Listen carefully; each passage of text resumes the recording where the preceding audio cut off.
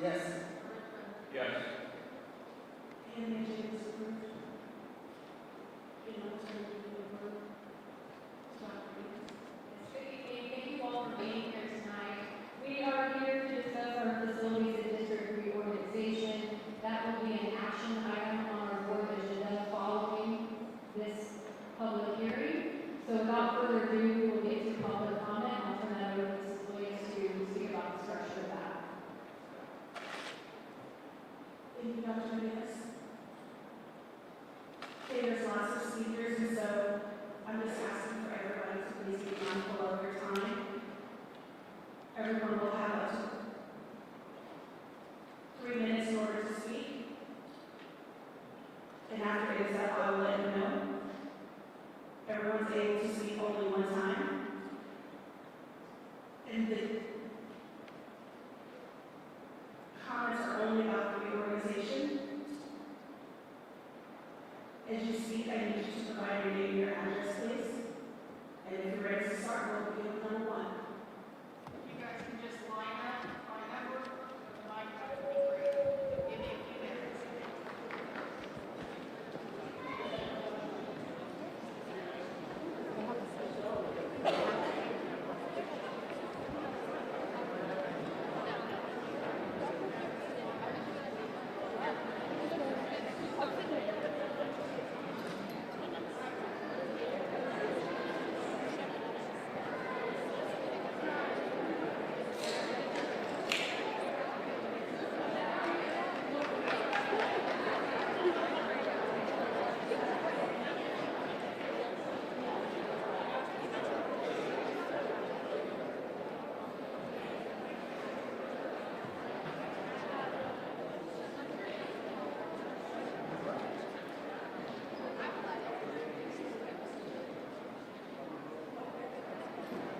Okay, are we ready? Also, another thing, as people are up here speaking, it takes lots of courage, it takes lots of everything tonight. It's an emotional evening, and I do understand that. Please be mindful and courteous of every speaker, even if it's not in agreement with, I guess, in agreement with you. Okay, everyone is here. Hello, I'm Danica, 2707 Commercial Street, and I'm a junior at Central High School. I would like to say that our authors in silver underline, I'm only here to try to save these schools and our community as a whole. I'm here today on behalf of Central when it comes to this decision. Yes, it's awful that two organizations that make mistakes, either Lafayette or Edmond, lose their school, along with many other schools taking everything happen. But how does this affect Central? If either of these plans get paid, half of Central student population will have to transfer schools. And it's not like our school will just be gone. No, it will still be here. We just won't. We will have to go to a whole new school and sit on the sidelines and watch our friends and teachers that we used to have get to go out with our everyday lives in the school we were supposed to be at. If the Central Lafayette thing is fake, I need to leave the school that made me the person I am today, ruining my senior year.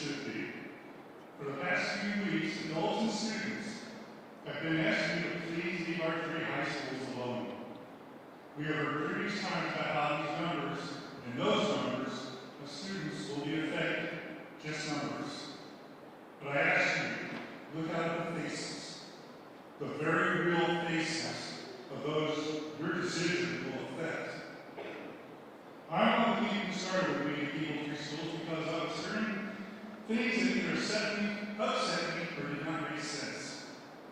We know every plan is not exactly perfect, but we feel the best plan for the city and its taxpayers is Plan E for everybody. All three site schools are important to its neighborhood.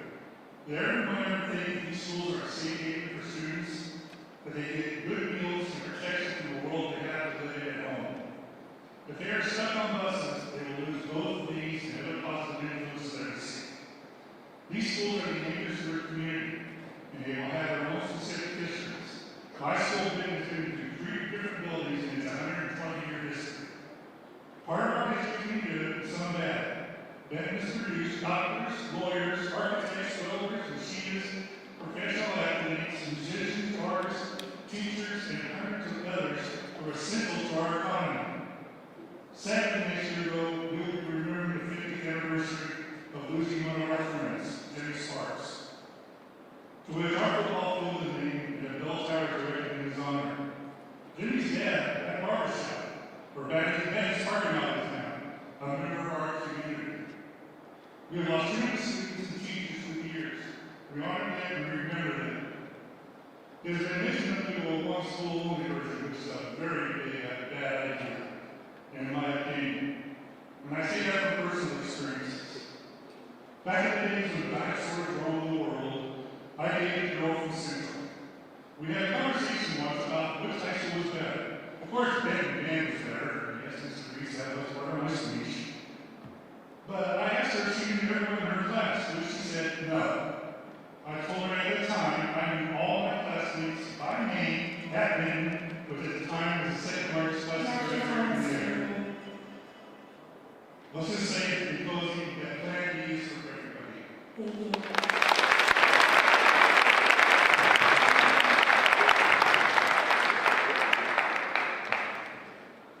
Hi, my name is Meg Sager, 2002 Lafayette. I'm asking the board to vote for Plan E for everyone. I wish you keep the kids in mind as you vote. Thank you.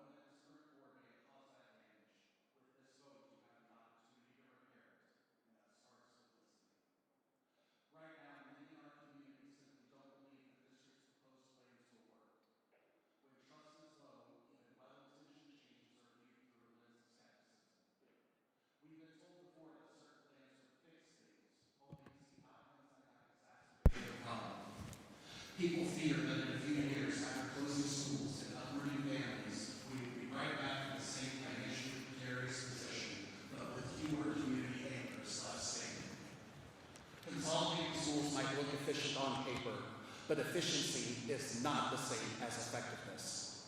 If these measures don't succeed in balancing enrollment or attendance, and it's more than possible that they can make them worse, we'll have widened the gap between the district and the people you serve. Once that trust is gone, it is nearly impossible to rebuild. Every school in this district represents more than a building. It represents a neighborhood, a history, and a sense of belonging.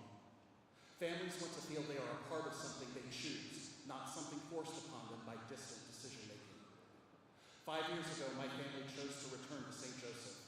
We could have moved to Angier or Platte County, districts with stronger reputations, but we came here because we believe in this community.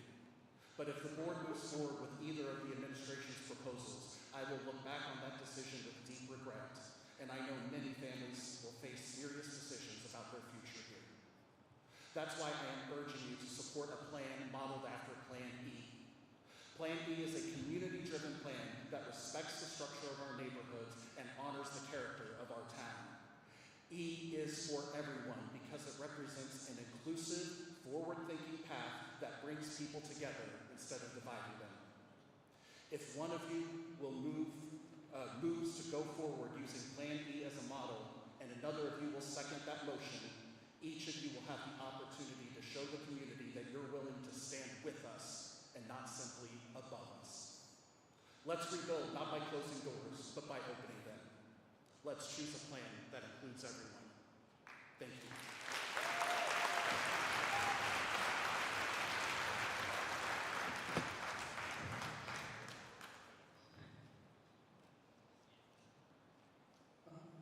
I'm Lieutenant Colonel Dave Jones, 508 Southwood. I'm the senior Army instructor right here at Central High School. As bombs drop, artillery and mortar rounds land, machine gun fire and small arms rounds impacting all around us, I would like to give words of encouragement to the school board and to our district staff. To the school board, thank you for being a volunteer serving our school board. You don't get paid to do this job. You make enormous sacrifices of personal time, finances, and restless nights to serve right here in St. Joseph. Thank you for your service. I would like to ask the school board to trust the district staff to implement the plan that you choose. We have homegrown educators and now administrators leading our district. We have a superintendent who will work day and night with her staff to implement your plan. We have an HR director who generally cares about people and has a proven track record to show it. We have one of the most competent budget directors that we've had in many years. That I believe will get this district in better shape with our finances. We have an academic service director who's passionate about curriculum and mentoring our teachers to be the very best in the classroom. We have a director of operations who will help plan out the necessary building transitions. I hope he has a stock liquor cabinet. We have countless other staff members at the district who will work tirelessly to implement your plan. Trust your district staff. Please trust the administrators of each of the school buildings to implement the plan that you choose. Their leadership at the ground level will be tested and tried, that's for sure. However, they've chosen to be here in St. Joseph. Many of them are homegrown. And their loyalty to this city and the courage to care for our students is firm. Never doubt that. Trust your administrators. And lastly, please trust your teachers and staff to implement the plan that you choose. As one veteran teacher that I know said, Jones, we'll teach in grass huts if need be, because everything we do is for the kids. Everything that we do is for our students. Trust your teachers, trust your building staff. Thank you.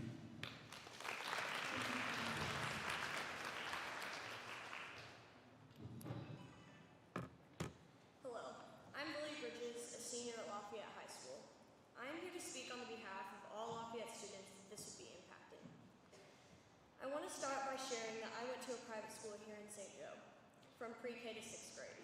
I decided to transfer to Rubidoux Middle School to get out of the toxic school environment that I was in. I chose the north side. I chose Lafayette, and I chose to be a name, not a number. I chose a close-knit family that welcomes everyone. They welcomed me with open arms, and everyone was so kind. The teachers at Lafayette are amazing, and they care about each and every one of their students. I had many opportunities choosing Lafayette. I'm a captain on the cheer team. I played softball and got to attend state and internationals for DECA. None of that would have been possible in a big school, so I want to point out this to show you how many opportunities you're taking away from so many kids. I understand there needs to be a change within this district, so I support the Lafayette and Central model, not only because I go to Lafayette, but also because of the logistics behind it. However, my mom is a teacher here in this district, and I fear of what will happen to her job if these plans go through. Are the jobs of tenured teachers safe in this district? How many teachers will you be changing the lives of? How many great people on your staff will leave to find better opportunities? I ask these questions because I care about the people who changed my life.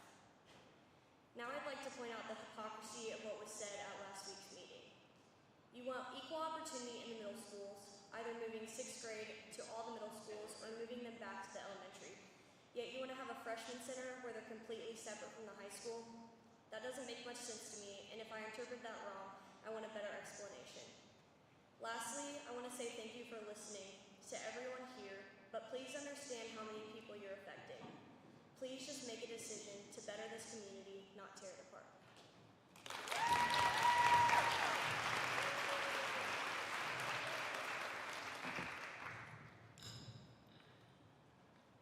Hello, I am Kenzie O'Callaghan. I'm a senior at Lafayette High School. I am here today to speak to keep LHS open and to vote Plan 2. As a Lafayette senior, it breaks my heart to think I could be a part of the last graduating class. I think about my younger peers below me who have dreamed about graduating in green. Sad that they could never get that opportunity. Although it has been said forever, Lafayette is truly a family, and I want other generations of kids to experience that, of what privileges I have had experiencing the last 4 years at Lafayette. Beyond these 4 years, I have grown up surrounded by Lafayette. Through my older brothers and my other family members, Lafayette has been more than just a school. It's been a community and a home for so many other students and families.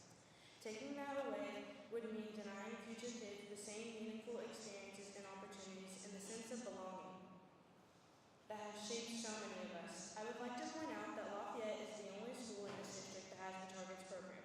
So not would you be taking that away from Lafayette, but you would also be taking away the opportunities of the deserving kids that need it. Personally, I have experienced being a part of the Lafayette softball team where I'm a name, not a number. Choosing Plan 7B would be a slap in the face to the community, as it is not the best decision for the district financially, but if money's the whole point, why is 7B still even considered and recommended to the board? Closing LHS would not rally two high schools together, but send hundreds of students and staffs out of the district for better opportunities. Thank you for listening. Please choose to keep my school open.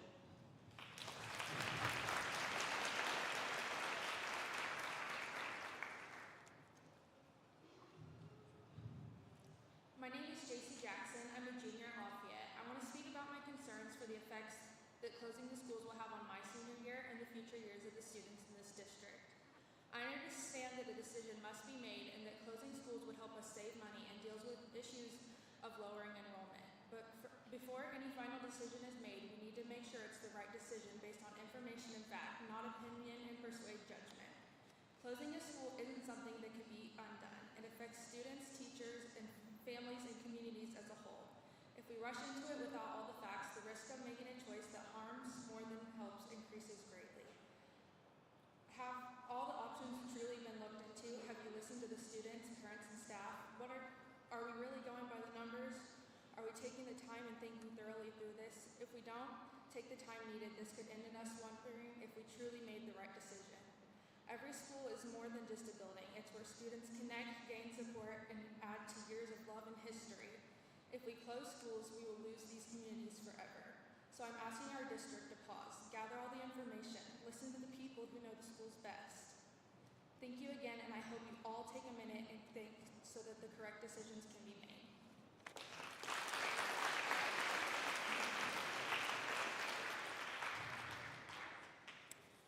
Hello. Tonight I'm supposed to be down in Columbia, being recognized as being named Northwest Regional Teacher of the Year. I did decline that invitation as I figured there was more important things to discuss, so here I am. I truly do believe in the powerful statement that was shared last week. The educator makes all the difference, and we are hurting. I have never worried about our culture this much. Now I can only speak for the buildings that are closing, losing our colleagues to become family and students we see as our own. I did brace myself for the year as the message was loud and clear at our convocation. One team, everyone in the same gray t-shirt. Any identity or pride we had in a place where many of us spend more hours in our own homes was taken away from us. I do believe in the power of one team, but I know the families we create in our schools, not just with each other, but with our kids. The secret handshakes, the morning hugs, the squeals of "I can't wait to be in your room." Our schools come together with a common mission every day. Make the best day for our kids, and we do that, but right now we are running on fumes. I think we forget that inside those buildings are humans. The demands are high, stress is added, and the resources are limited. From mistakes that are not ours to shoulder, I love my job when I'm in my room. It's when I open the door. Right now, we're worried about our students, our colleagues, and ourselves, probably in that order. So I stand before you not knowing what to do, but please remember us, the ones who've stuck around and poured so much into this district, into these kids. The common answer with the younger teachers this year, and really the past few years, when things get tough, I'm going home. They're going home. They got some experience, and now they're marketable to other districts. This is my home. My house is off St. Joe Avenue. I was raised on 15th and Pacific, and I'm a proud Lafayette graduate, but I'm tired, and I know I'm not alone. My oldest is a middle school counselor in the Blue Springs district. SJSD was not even a consideration, and I'll tell you why. Not because of pay, not because of buildings, but solely due to the instability of the dark, clouded message. We're going to shut your buildings down. No young teacher wants to come here and be uprooted, or even worse, not have a job. This has been our message for so many years, and we wonder what the problem is. Many of us stand before you asking for help 2 years ago. A possible 4-day work week, a Hail Mary, not because we wanted it, but we worked every day knowing something had to happen. We were not listened to. Please stop and listen. Listen to our community, listen to your teachers, listen to these brave kids. So I stand before you again today to really think about what's best moving forward, to take my teacher hat off and put my mom hat on. 900 kids in a Northside middle school is not okay for my 6th grader. I'm going to continue real fast. I know my family has options, and I know I sit in privilege when I say that. So please consider the hundreds of others I love like my own that do not have that privilege. Move forward, but make it fair, make it equitable, do the right thing. Your students and teachers are counting on you, all of us.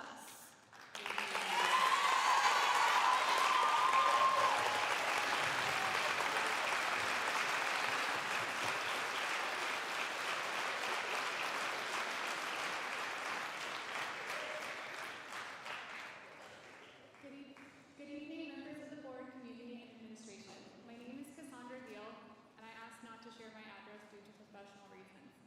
I come before you tonight not just as a concerned citizen, but as someone deeply frustrated by the process that has unfolded around the proposed consolidation and closure of buildings in our district.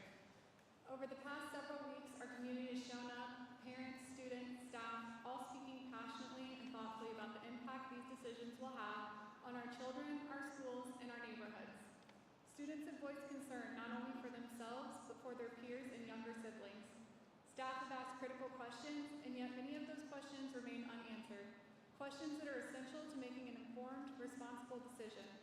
What's most troubling is the administration's insistence on urgent change due to a financial crisis, only to recommend a plan that is the least fiscally responsible, the most disruptive to students, and displaces more staff than any other option.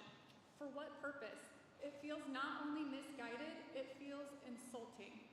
The administration has pushed a false narrative to the public yet again, provided the board with inaccurate and delayed information, often retroactively after decisions have already been made, and yet still seeks board approval. That is not transparency. That is not accountability. I also want to take a moment to thank those of you on the board who have listened, responded, and validated the concerns and emotions of your constituents. Your engagement matters, and I especially want to thank the board president, LaTanya Williams. You carry the weight of this role, often alone, and cannot make any final decision without the support of at least 3 other votes. You do a thankless job for the children and staff of this district, and I want you to know that my family sees you. To our staff, thank you.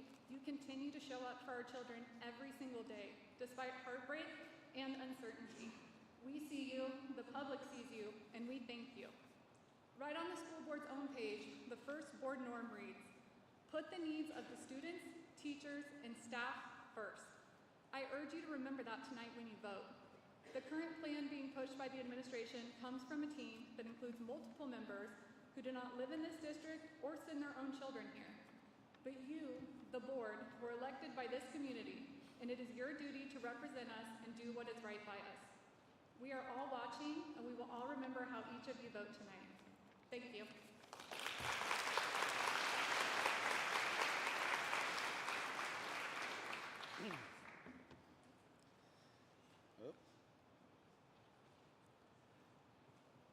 All right, my name is Alex Veal, 3rd generation resident, but the 4th attending school district. My family has had 3 members retire from this district, and I've always voted to support the schools. As I've sat through these public engagements, I've used my skills,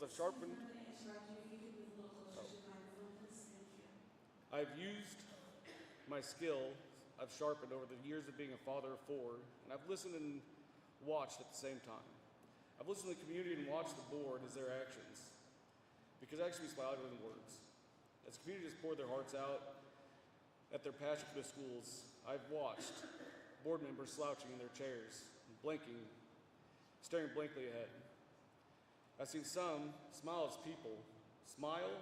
people spoke almost in tears, as if they enjoyed the misery of others, and emailed staff members about better plans that they have made or allowed their husbands to harass other members of the board. I see most of you more interested in your other things happening on your phone, drinks, or staring across the room blankly.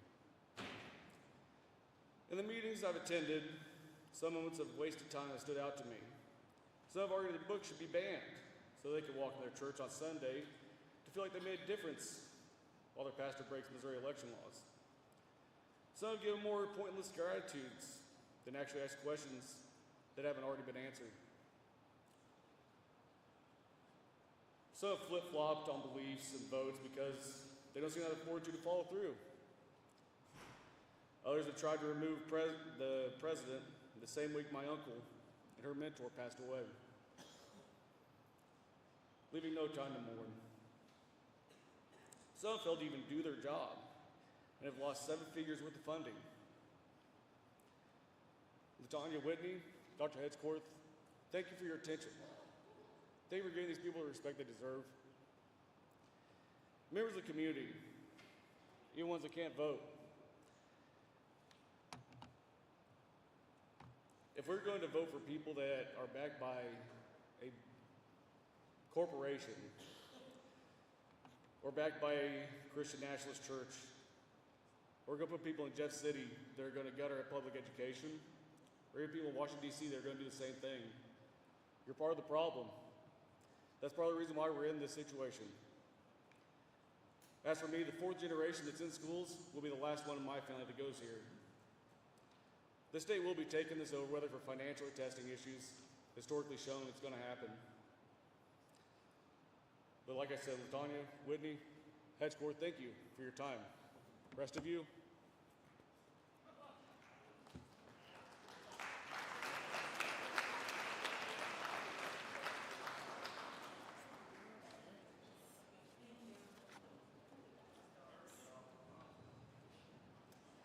Good evening. Thank you for the opportunity to speak this evening. My name is Katrina Spiff.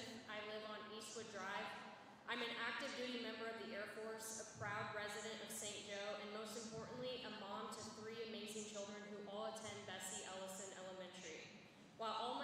love their school. My youngest daughter, who is autistic, has especially thrived there.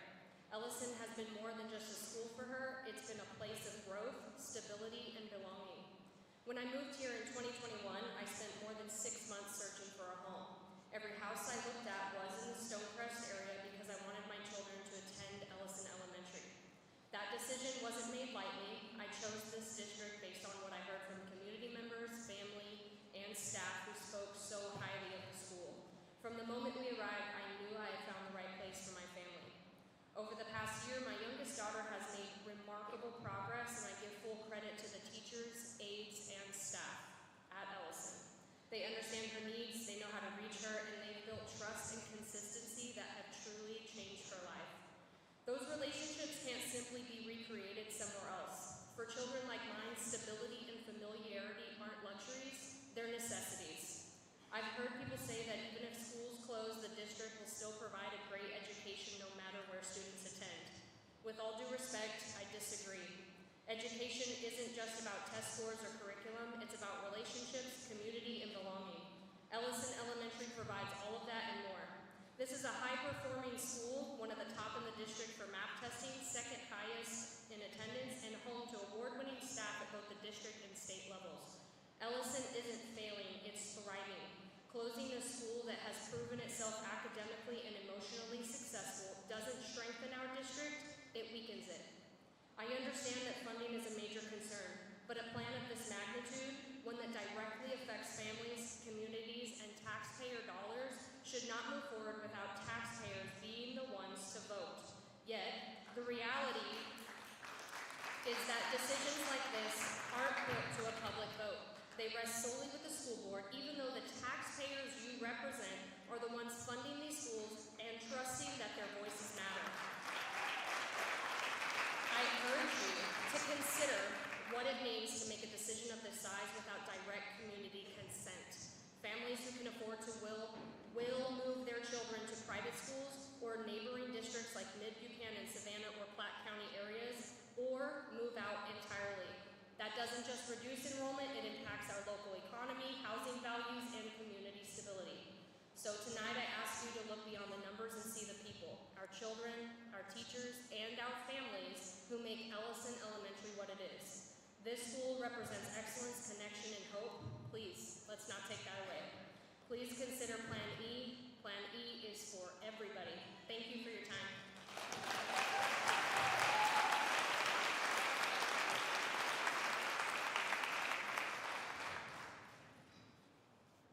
Hello, my name is Edmond, and I'm a senior at Lafayette High School and the student body president.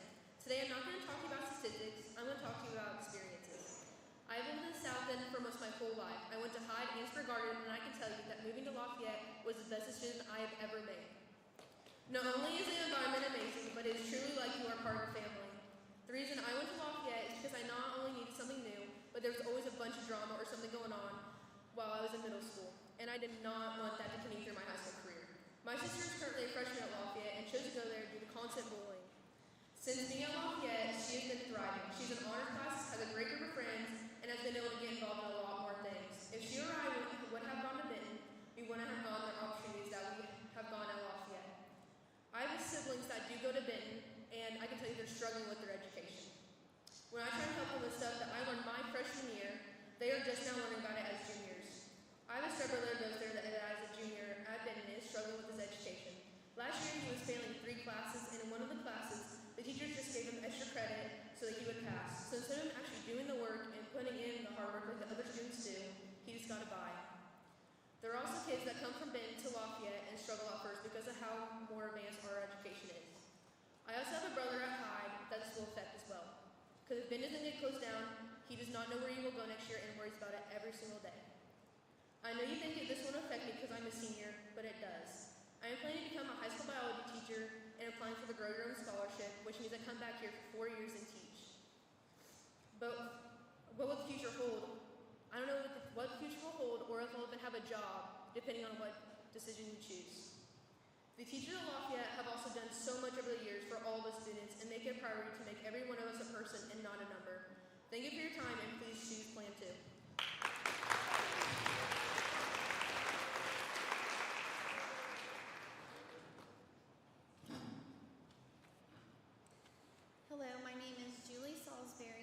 teach at Bessie Ellison Elementary.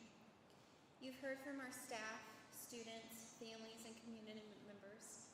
You've heard how this decision will affect real people.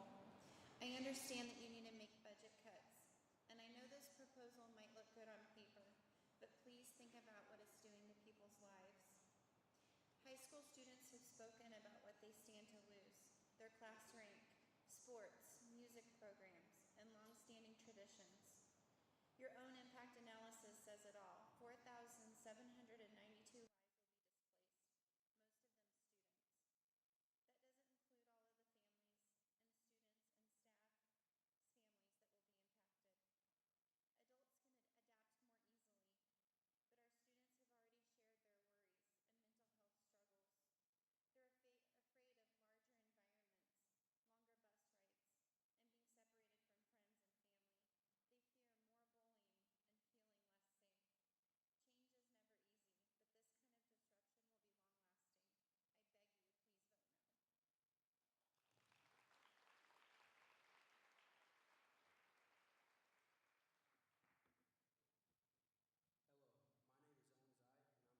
a legit chance, not just for us students at Lafayette, but for all of the students in the school district. Please take the time to consider it. Also, why does this big decision need to be made tonight? Whatever you guys decide, just know you are all making a major impact in a negative way on us students and staff. Thank you. Hello, my name is Michelle Zeit. I am a Bishop LeBlanc graduate and my husband is a Central graduate. We are the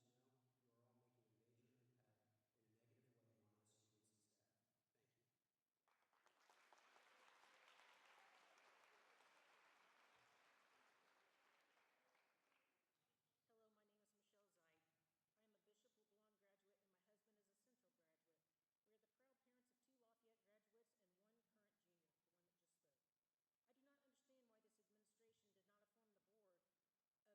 from what I hear, we have received that money now and shouldn't be forced to act so quickly, making such huge changes. It is easy for you to make these decisions, providing this option to the board when you do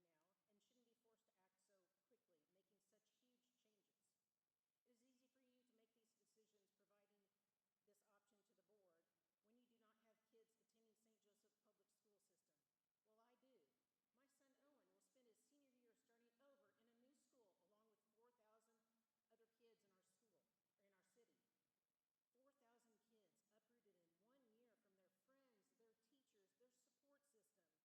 school along with 4,000 other kids in our school, or in our city. 4,000 kids uprooted in 1 year from their friends, their teachers, their support system. That makes my head want to spin. This district's financial problems did not happen in 1 year, so how can we expect to bounce back in 1 year? The students, our kids, are the ones, along with their teachers, paying the ultimate price. You know, schools are just starting to get back from when COVID happened, all the negative aspects, and now we're going to do this? It's not just the north side that will be affected. It will be central and the south side. We know the option the administration chose. I personally know there are several families that will not be able to attend Benton next year due to where they actually live, and there should not be any exceptions. I know this sounds harsh, but why should some kids be grandfathered into the school that they love, whether it be Central or Benton, when my son's school, Lafayette, is closed to business? The administration should go to each school and form committees, talk to the kids. Kids can think outside the box, can't we? Remember, we're all here for our children. The most important thing is to give a child a good education. I know we need to do something, but we need to have a long-range plan, not something immediate with so many unknowns. My heart goes out to every junior in this town that is in turmoil with the thought of their senior year will look like. This not only impacts people in St. Joseph students, but surrounding schools, Mid-Buchanan, Savannah, East Buchanan, North Andrew, local private and parochial schools. Get ready, folks, because your school is going to look very different next year if they go with this plan, if this passes. Put out surveys, ask families what they're going to do next year if this happens. You may find out something, you may be really surprised. All I can hope is that this board, they look at everybody, look at these kids, all these kids, teachers. I don't know if we've ever had so much community involvement as tonight. Think about that before you make your vote.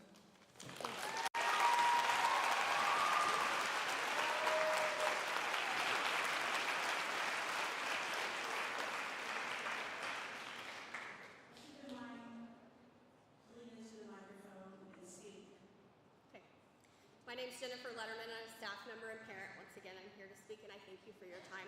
Imagine it's your junior year of high school. You've worked tirelessly since you can remember. You regularly chose staying home to study instead of hanging out with friends. You chose rewriting that essay again so that it's top notch because you've worked so hard to assure that you remain at the top of your class. You've put hours upon hours of practice in because not only are your academics important to you, but so is your extracurricular life. In fact, it's earned you a potential scholarship that your family so desperately needs. What an accomplishment. Imagine then waking up one day and hearing that everything you know will be gone because of the administration that led your school district there. They didn't do their jobs. Whether it was one person or more than one person, it ultimately comes down to them, and that's why our school district's in the position it's in today. Suddenly, you're no longer at the top of your class, and everything you have worked so hard for is gone in a flash. Your senior year of high school is nothing what it should have been and what it was to be because of oversight after oversight and lack of accountability over and over again. This will be the story of so many children in our community if you, our school board, does not put a stop to this moment of panic. There are other options. You just have to be brave enough to hold the administration accountable and find other ways to save money. Those mistakes were those of their own, not of the staff or students who are having their lives ripped apart. Accountability must fall where it's deserved. They need to go to work. They need to recover those losses. Closing schools should be a dead last decision-making process. I am here fighting for quality education for all. The haves will receive a quality education because their families are going to seek it out for them. It's the have-nots that I'm here speaking for. They're the ones that need to be fought for. And board, they're the ones that are going to be crammed into these classrooms shoulder to shoulder. Board, please fight for the little ones tonight. Fight for education. Remember why you wanted to sit at that table in that seat. I hope it was for the right reasons. Prove to our city that you are there for the right reasons. Vote no tonight. It's not equitable. It's not right-sized. There are middle schools with 300 to 400 and a middle school with almost 900 kids. It makes no sense. At Bessie Ellison, we tell our students every single day to be brave and do hard things. Their foundations depend on learning environments like ours. Don't throw away invaluable schools like Bessie Ellison, Eugene Field, or Pershing. So tonight, board, I ask you again to do what we do every single day. We ask our kids to be brave. Do the right thing. I've been praying for each and every one of you. I know it's hard work. I don't envy your position, but be brave. Do the right thing. Hold the right ones accountable. Thank you for your time.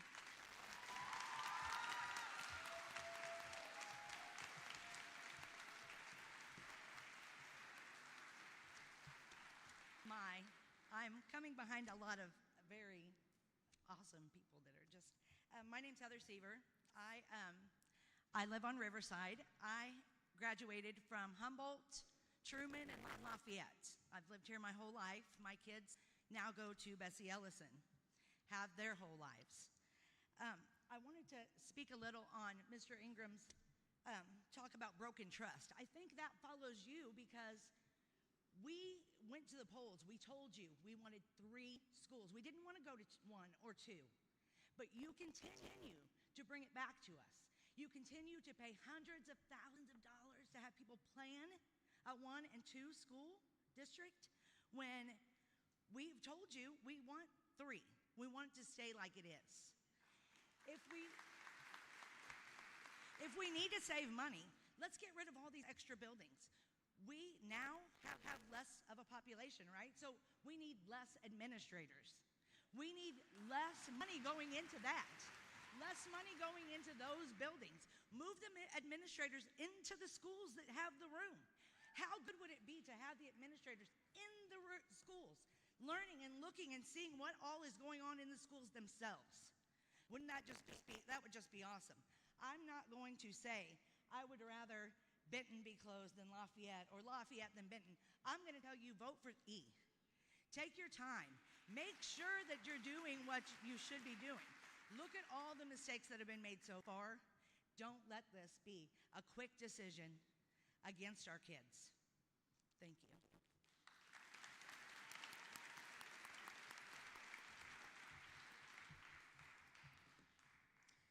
Hi, my name is Clarabelle Turner, and I'm a sophomore at Benton High School. It upsets me that some are coming up here and putting our school down. It is better if we are together. I have an incredible school with incredible teachers and people. I have straight A's at Benton, but I'm not sure I would have a chance to get into NHS at Central, a school with 1,900 kids. How many kids won't have a chance to play a sport, get a role in the school play, or some other opportunity that gives them a reason to come to school? I think you can see there's one thing that unites all of us, whether red, green, or blue, in this city together, and that's the pride we have for our community and our schools.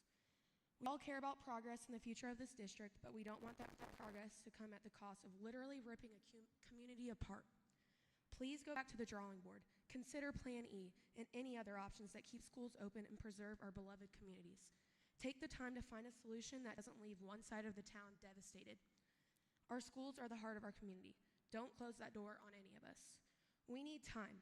We can vote tonight and parts of our community will feel like the lights are turned off and no one is coming home. It is time for progress, but will it be progress if we lose so many good staff, people, and families? There are options. I won't pretend like I'm an expert, but I know we have passionate people willing to find those solutions. We are all St. Joseph, and this is a unique place with great people. I know we can do this together, and we have the right to get this right together, not against each other. Thank you.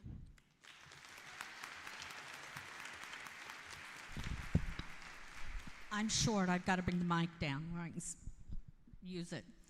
My name is Cindy Cook, and I live on Cronkite Road, located in the boundaries of Pershing, Roubidoux, and Lafayette. I graduated from Benton High School in 1975. My children all attended Roubidoux, Pershing, and Lafayette and graduated from there.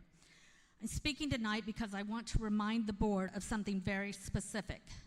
You are the supervising aspect of the St. Joe School District. You work for everyone who lives within the boundaries of this district.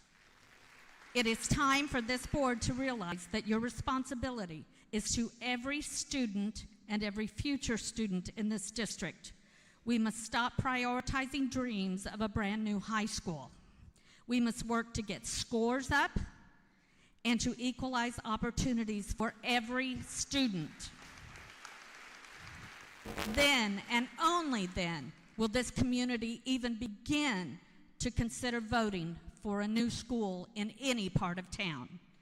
You currently have a plan before you, 7B, that does not meet any of the financial criteria that this district has said that they must have. This is a severely flawed plan. The disparity in the middle schools is dangerous. Someone decided that it was smart to have over 800 students in one middle school, 12 to 14-year-old students, where behavioral issues are a huge issue for all of the middle schools. This administration you think that's a good idea? It's not. You have another plan in front of you that is so much more what this community wants as a whole. There are only certain people that want a new school, and chances are most of them don't have their children attending school in this district.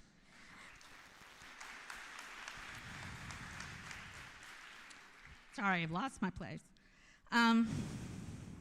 Most of those people send their students to private school, outlying districts where they live, or they live in Kansas City area and they commute. Their student is not in this district. Quit listening to them. It is time for the board to put St. Joe students, every St. Joe student, first. The gerrymandering of school boundaries has been occurring for decades. In the past, it was just easy, build on to Central instead of redrawing the boundaries. This current map is a perfect example of gerrymandering. You have redrawn the boundaries of one area to send those students to Oak Grove. Normally, gerrymandering is a political tactic. In this case, it's a socioeconomic tactic. A district administrator reminded me that Smithville has a freshman building and it is only 60 yards away from other facilities on their campus. I mentioned that building is ADA compliant. It was built specifically to be a freshman campus because they had outgrown their high school. That was a decision that Smithville made, not St. Joseph. St. Joe is a unique community. We have neighborhood schools that we are all incredibly proud of and proud to claim as our own. Let's not throw the baby out with the bathwater. I encourage you to take a stand to remind this administration that they work for every student in this town. You must have the intestinal fortitude, guts, to stand up for every student and vote no on this incredibly flawed plan. Plan E is the only current plan supported by the majority of this community. If this board continues on its current path, I am willing to bet none of you will be reelected after your current term expires. Listen to your constituents. Thank you.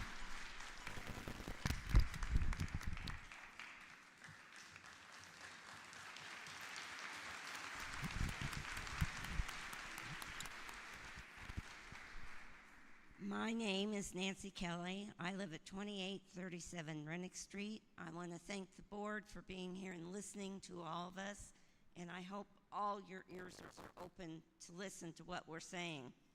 I want to thank the people that are out back that didn't have the courage to come up and talk. I'm addressing the board to keep the 3 high schools and vote no on your plans. Sincerely hoping you have read Plan E, which is a workable plan.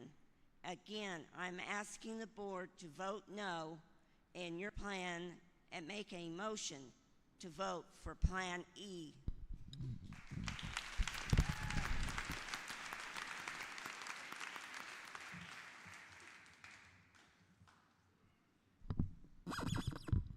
Good evening. My name is Jason Ingram. I live at 6806 Carnegie.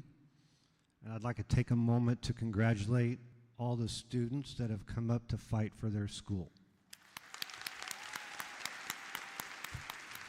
It takes a lot of courage to get up in front of these people. I'm shaking like a leaf now, and I'm 58 years old. I don't know if anybody's been keeping score on these last 3 forums that we have. I've tried to do the best I can. I've went back and watched the videos from the previous 2 forums that we had.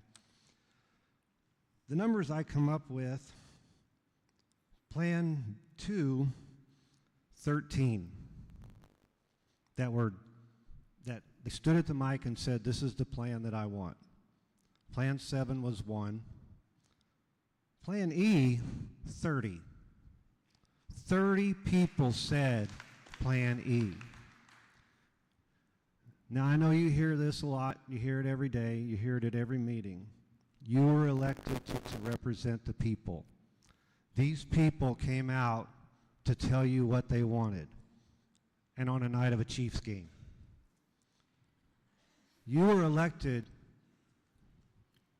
to make the decisions for them, because we all can't come to every meeting. There's people that couldn't have come tonight to voice their opinions, but the people that could have told you what they wanted. And it's clear that Plan E is what we want. We go by the majority. Just like you have 7 votes, you need 4 to pass. I think 30 out of all these numbers is a clear winner for Plan E. So I hope you make the right decision, and I hope that it comes out the way that the public wants, because that's what the public has told you in the majority. Thank you.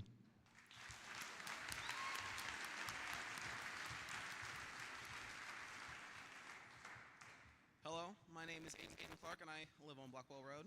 I am a I'm a junior at Lafayette High School, and I come here speaking not of just my experiences, but everyone's experience I have grown up with, because I have been very privileged in my education. I have not only grown up in a family rooted in St. Joe, but also had a mother that has worked for the district for over a decade. I grew up first going to Pershing for most of my elementary career. And in fifth grade, I went to Parkway following my mother. And following her again, I went back to Mark Twain. And I decided to stick with Midtown schools instead of going back to North End, as I worried for my future at Rubidoux. As I had been in the gifted program since I was in 4th grade, and I had been in advanced classes in my middle school. And I have loved the community I've grown up with, both in Midtown and in North End, as I chose to come back to Lafayette to continue my family's coming back as a family, third generation graduate at Lafayette. And I have loved the amount of opportunities I've had being at Truman and Lafayette. I have been able to make my own club at Truman. I have been able to join the band at Lafayette. I've had a relationship with my band directors. They taught me an entire instrument my freshman year. And I'm worried how many students will fall behind in their education, miss out on opportunities like joining other clubs or creating their own, or miss out on being able to be eligible for the gifted program as they've fallen behind in the numbers of students. Because currently Lafayette's average number for advanced classes is 20. What happens if there's 30 or 40, or there's too many slots and there's not enough slots for kids that are wanting to get in? What happens when the students who are graduating this year stay in town, or the ones that like me, a junior, that will be able to vote in our 2027 election, vote on school district issues? How will we feel if you close down and bunch us up all together? We lose our personal experiences with our teachers and families and directors and coaches. How will we feel when we have no more slots for the classes we want? How will we feel when we miss out on opportunities because we were moved to a school we didn't want? I've had experiences with friends at Central because of growing up in Midtown, and many of them are worried. They already have large class sizes. What happens when they get more? What happens when they get pushed back even farther? What happens when I have friends across the entirety of Lafayette's districts? What about I have 3 friends that live quite close that are able to walk there. Then I have one that lives near Carton Park. If he gets booted to Benton, what will he have? He knows no one in Midtown. He's grown up on North Side. What will happen then? So I would like to say, keep every school open. Allow us to rewrite borders instead of just creating brand new ones for closing down schools. Thank you for listening to me.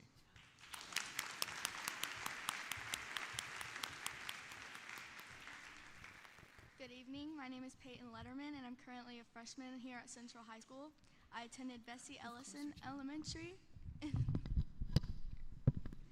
in Bodie Middle, and I'm here to share my thoughts and concerns with you.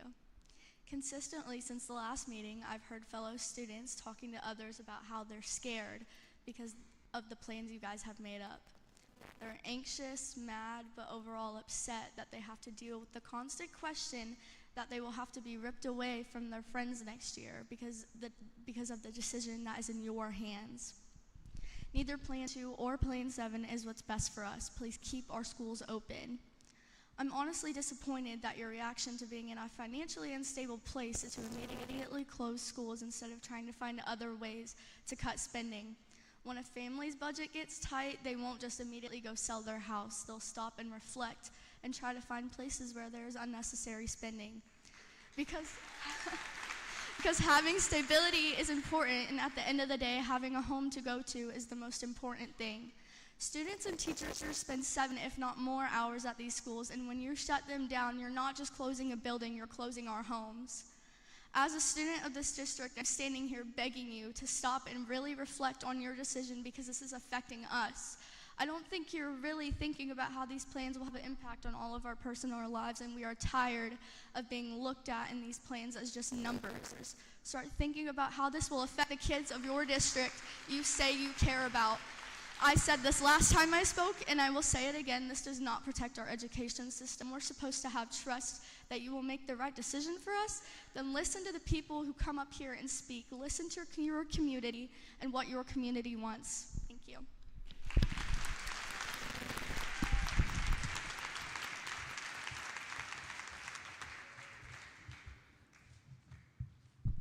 Just a moment. I think that we're a little... There is somebody in front of me. Okay. What's your name? Lindsay Nadler. Whitney signed up right in front of me. No, we've got number 28, Hannah Rush. Sorry, didn't know my number. Oh, no, you're fine. I just want to keep it in order. My apologies, Miss Lindsay. Okay. Well, good evening. I'm Hannah Rush. I am a parent, a taxpayer, a Benton graduate, and a member of this community who refuses to stay silent while our children are sacrificed because of this district's failures. Tonight, you're being asked to vote on plans that will reshape the future of our community. And let's be extremely clear, neither of these plans is a solution. They are both the direct result of financial mismanagement, inequity, and a blatant disregard for the voices of the people that you were elected to serve. This administration mismanaged funds for years, and now they're asking our students to pay the price for their mistakes. They are telling us we must choose between two broken options, as if we should be grateful to pick the less harmful way to harm our children. That's not a choice. That is coercion. Let's call this what it truly is, a manufactured crisis built on poor leadership and neglect. And the impact is not equal for our families and children. The proposed boundary lines blatantly favor the wealthiest neighborhoods, protecting their access to opportunity while leaving working class families and under-resourced students to bear the burden. That's not equity. That's discrimination wrapped up in policy. The division we're seeing across this community is not an accident. It is a direct consequence of this administration's actions. They have pitted neighbor against neighbor, school against school, community against community, while they stand behind a podium and pretend that their hands are tied. But they are not the ones who will live with these consequences. Our kids will and our families will. And we will not let their futures be destroyed to cover up years of irresponsible decision making. To the board members sitting before us tonight, this is your moment of truth. You don't work for her, the superintendent. You do not work for that administration either. You work for us, the people, the parents, the taxpayers, the voters. We're not asking you to choose between these two plans. We're demanding that you reject both. Send them back to the drawing board. Demand transparency, demand accountability, and demand a plan that serves all students, not just the ones in the right zip code. If you pass either of these proposals tonight, you're telling us that our children are expendable, that equity is optional, that community voices are meaningless. But let me be very clear. We will remember how each of you vote tonight. We'll remember who chose to protect a broken, corrupt system and who chose to protect our children. You have the power to stop this. You have the power to lead with courage. And if you choose not to, the legacy you leave will not be one of fiscal responsibility. It'll be one of moral failure. Our children deserve better. Vote no.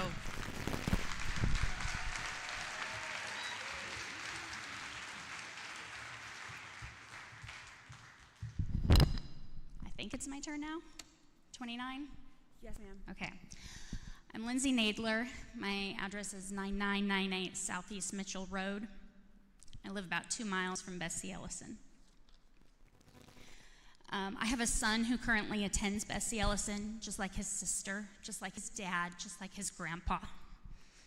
I have a daughter who goes to Bodie, just like her dad, but not her grandpa, because grandpa went to Bessie Ellison when Bessie Ellison was an administrator, not a name on the school. Both dad and grandpa went to Central. Many other family members did the same. Bessie Ellison was initially annexed into the St. Joe School District because the people out there believed that this school district would take care of our kids. And I can't tell you how many conversations I've had with people wondering how to reverse that decision.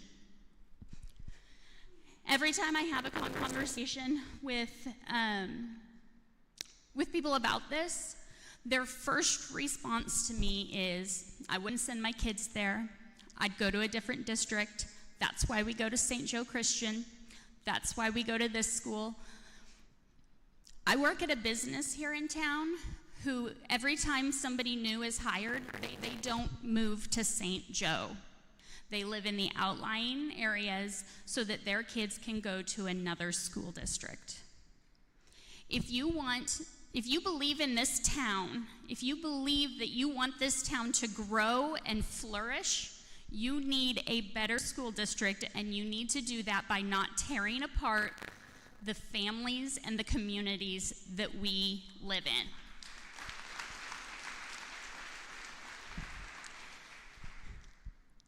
Bessie Ellison has not just been a school for my kids.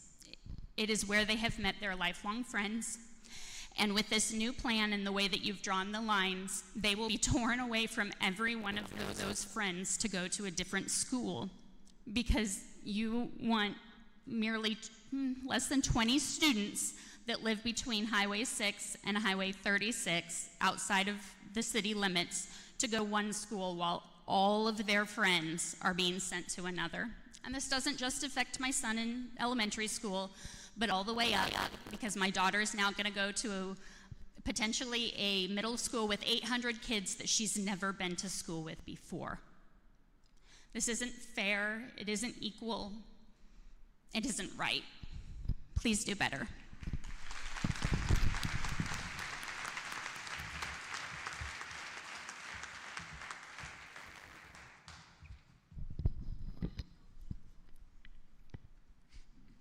Good evening. I'm Molly Puckett, a junior and a fourth-generation future graduate of Lafayette High School.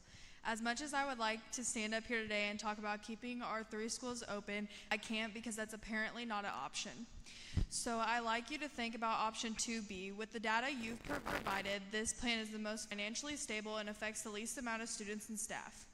If you look back at the vote last spring, the options were for a new high school or Benton to close. The bond failed, and now we're talking about closing Lafayette. What changed between then and now? The bond failed, and Benton isn't closing. Now we see the statistics, so why? So I'm here to ask, do you really want what's best for our community? If so, vote yes to Plan 2B. When you cast your vote tonight, remember that we are the faces and the people who are affected by your vote. We are not just numbers and stats. Thank you.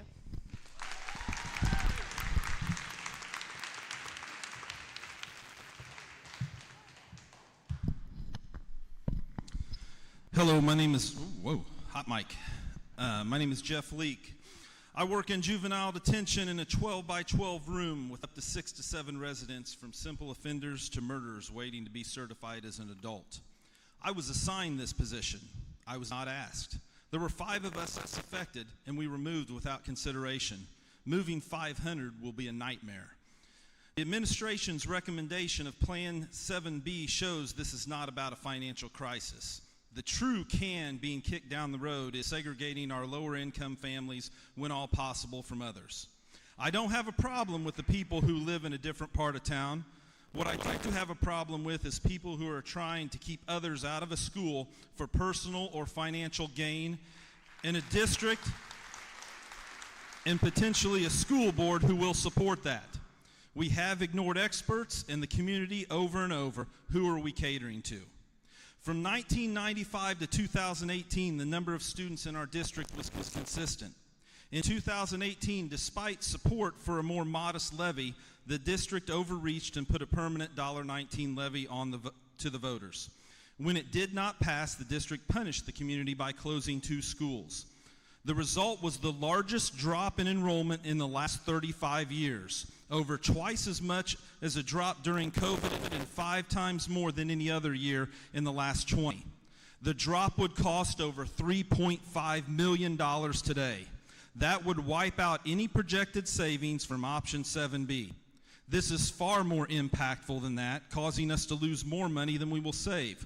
We have to consider this when we make a decision. This could be for nothing, along with a drop of attendance, discipline problems, and lower achievement. There are so many other areas we could increase efficiency. We should immediately do a personal study comparing to previous years. If our enrollment has dropped, why do we have more positions? We have more top positions and administrators than ever before. We spend more money as a district on lost or stolen laptops than in the building expenditures report for the 3 schools that we would close, over $300,000. We could save $1 million a year by switching to Chromebooks over our expensive touchscreen devices we provide. Other districts like Platte City and Lee Summit do it. That is a better change than closing a high school. This district discredited Plan E, but the plan has the ability to adapt and change. It has options that have been shared with you for every question that was asked, and they were answered. Options 2 and 7 don't answer all of those, or haven't been. They're like jumping off the cliff. There's no turning back. The crisis created and the idea that you must do something now, even if it's wrong, is dangerous. The best decisions are not made under duress. This crisis moves us down a path of unanswered questions that will go down a That's your series time, of worse Mr. Leak. choices. Thank you very much. Thank you. Find a way to do the right thing.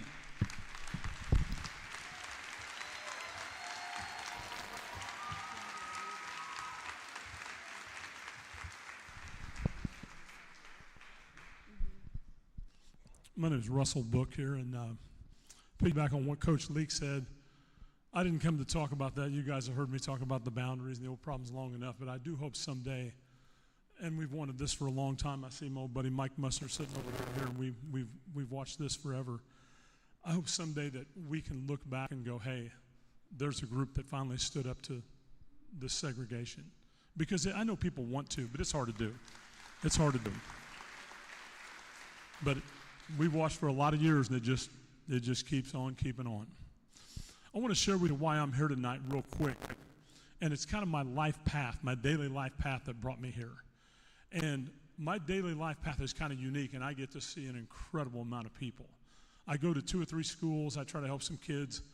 Lindbergh, I saw Gary up there, some Rubidoux, some places. The kids aren't going to school. Kids aren't behaving well. Kids aren't attending school. I do that a few hours a week. I've got a gymnasium, kind of like this with no bleachers like this. I get to see 250 kids a week plus parents, so that's a ton. And I own a place called the Brown Bear. And I get to see a ton of people there, and some of you may want to visit that tonight at some point if this doesn't go well.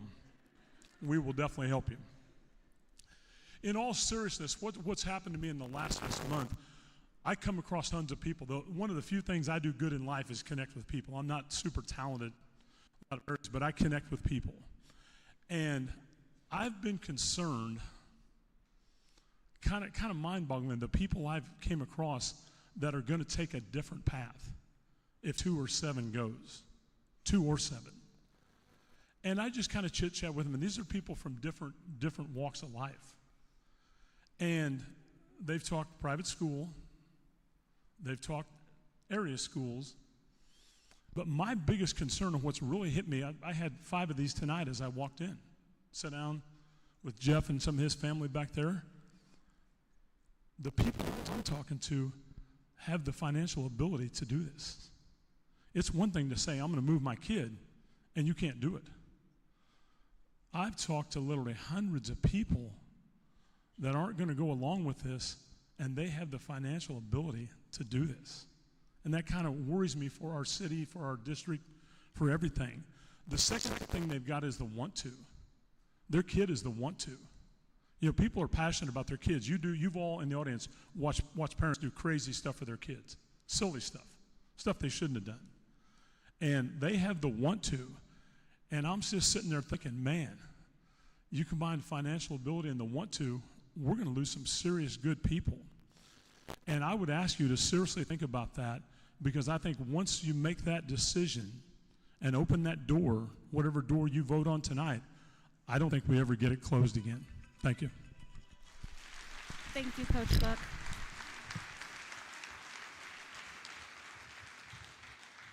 Excuse me, I've got Chrisman next, Luke Chrisman. Sorry, Miss Woodbury, you're next.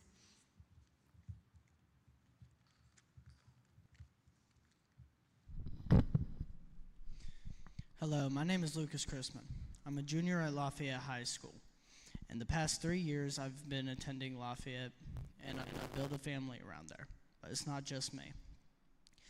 Everybody at their respected schools has a family of friends and teachers. It's their other home. I built bonds with students and teachers at Lafayette, and like I said, so do each student at their respected schools. The last time I was up here, I talked about the bus situation. I got nervous and I said I was done. But I'm here to talk about the rest of what I wanted to talk about. Closing one of the schools, either Benton or Lafayette, is like pulling someone away from their family, from their home. I have a few friends I know that would have issues transferring to a different school. But it's not just my friends. What are your plans to handle the special education kids? Because they don't easily open up to everybody. They have the people they work with. They've grown accustomed to it. You can't change it up on them. They will not like it. It'll be harder for them to learn than it is the rest of us.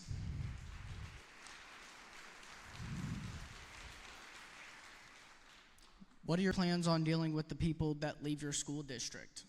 Because closing one of the schools will have backlash, and people will not like to have their kids go to a different school. They will leave your school district. You have had us on our toes for the last few years with this decision, and you're still at it. In the past, you board members have tried talking about one mega school, and that instantly got shut down. You had brought it up, which makes me wonder if you guys are trying to go for that goal of one mega school, because you're trying to close schools down. At the end of last year, you board members brought up a vote on a new Lafayette school, on a new school in the South Side. However, it failed. With that failing, you were going to go with the Lafayette and Central model, which had won. And it was the backup plan if the new school had failed, which was the original plan. Why would you go back on the plan that was already voted by your community and won? People have lost trust in the Board of Directives and the Board of Education for not only this issue, but many more. Thank you for your time. Yes,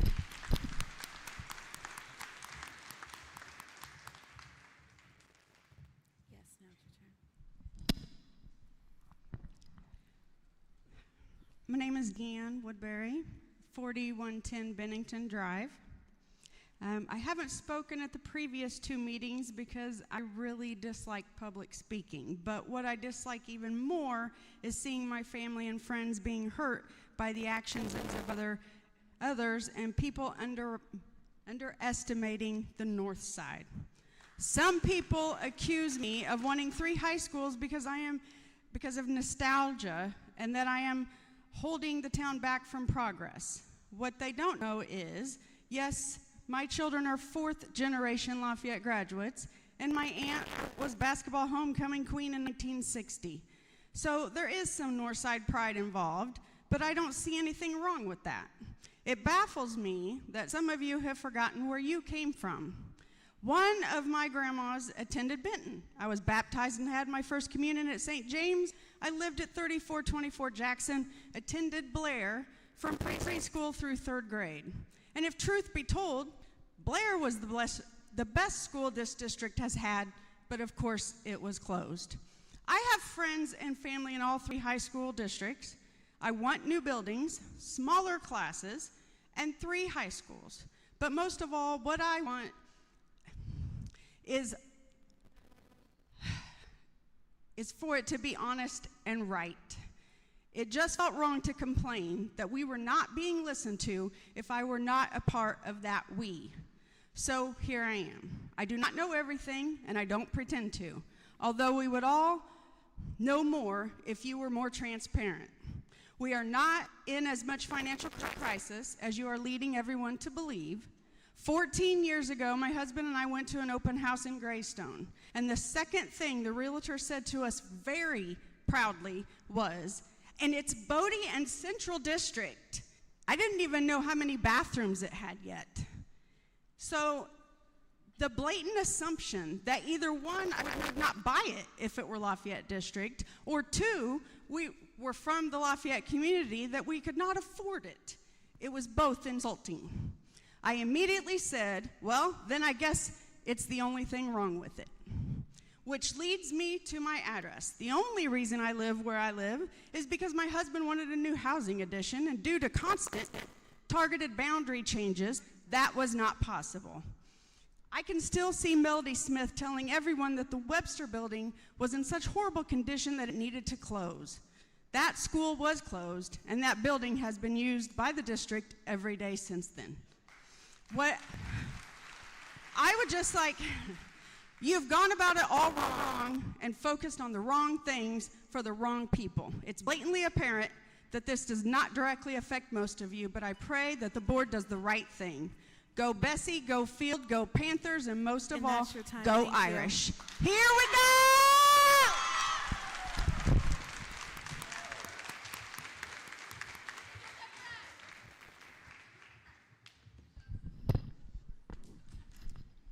Kim Drew, 6525 South 3rd. I want to start by saying I have followed this district close. Your budget, your studies, the money invested in plans. I don't want to go back to the drawing board. We've spent tens of thousands of dollars on plans that's never been offered to the community because it wasn't their plan. The gold standard is Vision Forward. I challenge you to look through Vision Forward because nowhere in there does it say they choose 2 schools to get rid of 1. Nowhere. So you can't go by your own gold standard because it doesn't say it. But you're running the narrative, it does. It doesn't.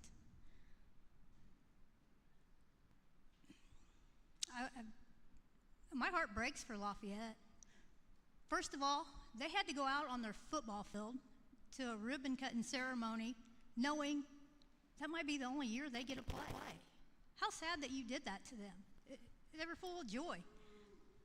Friday at 4 o'clock, thank you KQ2 for doing the sunshine request to find out what plan they're going with. So we had 500 students from Lafayette that dressed up, went to trunk or treat with a smile on their face, knowing the administration just cut their school.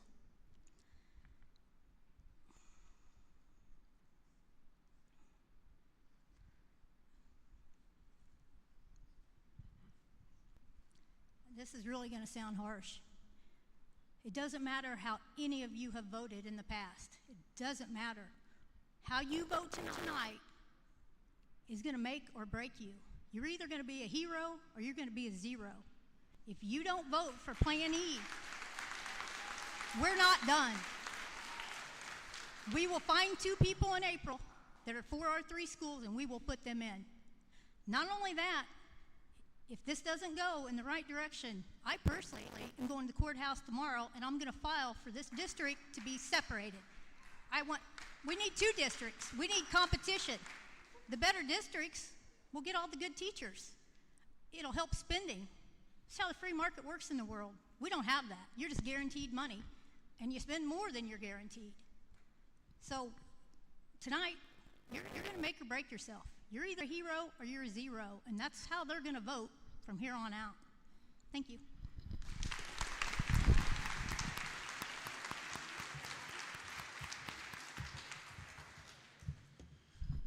Good evening. My name is Dakota Allen. I will not be disclosing my address for professional reasons. I'm a first-year educator in the St. Joseph School District, and I have to say, when you find people who have never agreed on anything saying the same things, you know something is wrong.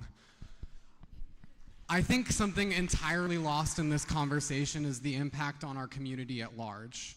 Mosaic and St. Joseph School District are the 2 largest employers in the region, and their success walks hand in hand. As much as our community relies on them, just last week, Mosaic's CEO identified the perceived quality of the local school district as one of the #1 roadblocks for recruiting nurses and doctors. This detrimentally harms our community. Now back to reorganization. This process, dragged out over years, has been compounded by millions of dollars in budgetary mistakes, including the additional $1 million that came up in last month's board meeting that admin thought we would all just miss. Maybe it's time we cut some of those salaries before we talk about cutting teaching positions. This all has had detrimental impacts on the trust this community has for the districts. It's having very real impacts on teachers and the classroom. Without community buy-in, schools simply cannot succeed. The right questions have not been asked and answered. The community, which includes your staff, is still confused. I get it. It can be frustrating to educate. I do it every day. But if this was my classroom, you would ask me to stop, provide some clarity, and revisit the topic. It might take me time to take a page out of the teacher's playbook here. We must center what matters most: teachers, students, and staff. Your teachers are terrified. They don't know what's going to happen with their jobs, their class sizes, or whether the top scoring schools getting cut are going to lose us our accreditation. Whatever the next steps are, we absolutely must move forward with transparency, and one of our favorite focuses lately, with clarity on goals and intentions. And you must provide it before you lose some dang good teachers along the way.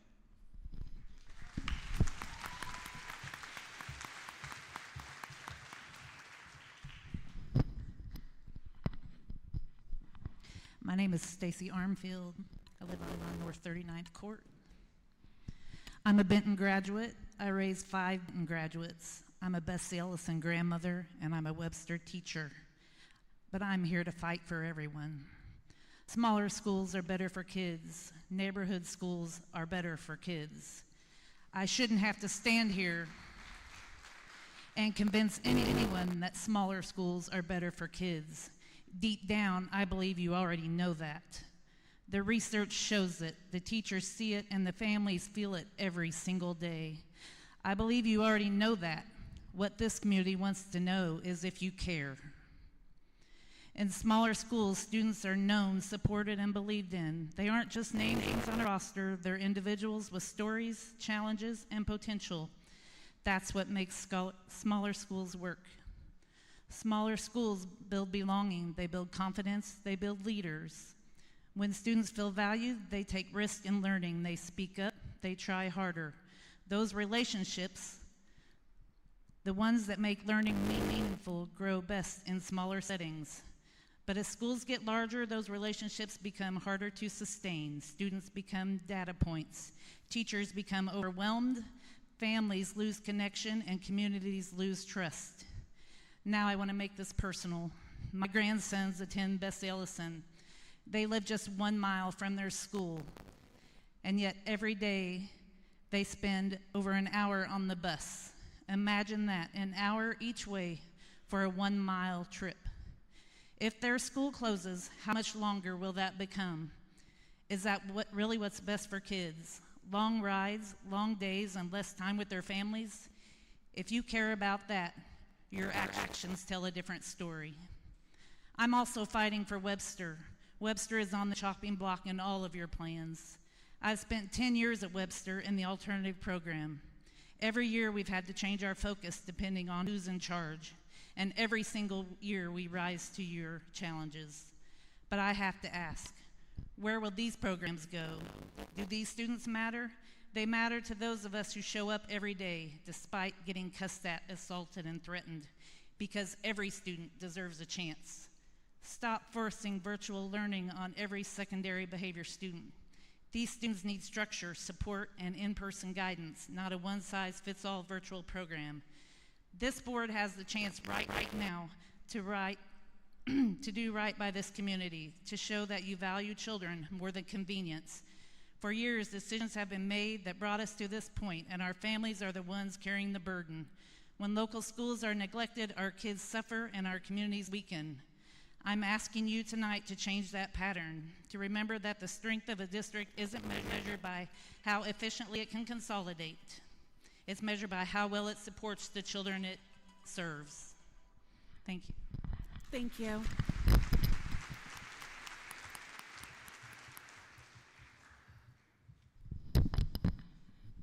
Jessica Wiley, 69 Northridge Drive, parent, resident, and taxpayer. I'm concerned about the district's proposed decision to move forward with option 7B. I respectfully urge you to vote no on this plan. Option 7B is not in the best interest of our students, particularly those in high school and our youngest learners in elementary school. The financial implications alone are troubling.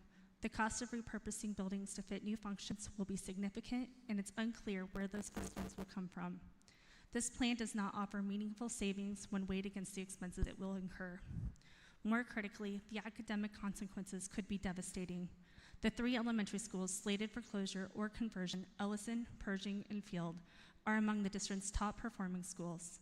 These schools are instrumental in helping us to get to the required 70% accreditation threshold.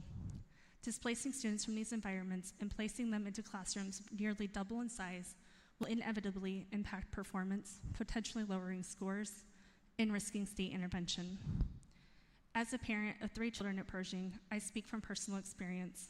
My middle child, who has a heart condition and has recently been diagnosed with ADHD, he faces learning challenges that require focused attention and support. Pershing's smaller class sizes allow his teachers to provide the individualized help he needs to stay on pace with his peers. In a larger classroom, that support simply won't be possible, and he, like many others, will fall behind. We must also consider the mental health and voices of our high school students, Many have already expressed their opposition to this plan, and their concerns deserve to be heard and respected. If the goal is immediate cost savings, then option 7B should be rejected with a no vote. Instead, I urge you to make a motion to vote on Plan E, which offers a more balanced and student-centered approach without the financial strain or disruption that 7B would cause. Thank you for your time, and I hope for your continued commitment to our children's education and well-being.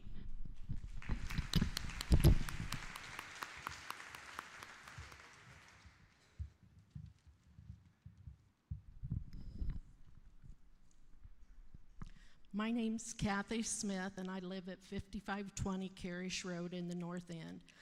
I have two grandsons in the district. One's a junior at Lafayette, and the other is in the 7th grade at Rubidoux. I beg you, the board, not to accept the recommendation of the administration, and please consider Plan E. It's best for everyone. I don't know if you guys are aware, but Jostin Jewelers was just at Lafayette a couple of weeks ago to assist the juniors with the purchase of their class ring. It's sad these kids have just purchased a ring from a school that they're not going to graduate from. What about the kids who have worked so hard to maintain their class rank? My grandson plays baseball, and this is the year he's to start his college recruiting. What happens to him? Not every parent has the means to send their kids to college and need these scholarships to help with expenses. I also ask that you reconsider sending students into bigger environments. Please remember that these are students that were taken out of school during COVID, and many have lost their social skills due to the isolation. The bullying will only get worse, and the staff will not be able to monitor it. My daughter's been in education for 15 years. She said the hardest thing about the first year of teaching kindergarten in one of the grade schools here in the district, full of the have-nots that no one wants to associate with, which are really some of the sweetest kids you would ever meet. She said, didn't realize that first she had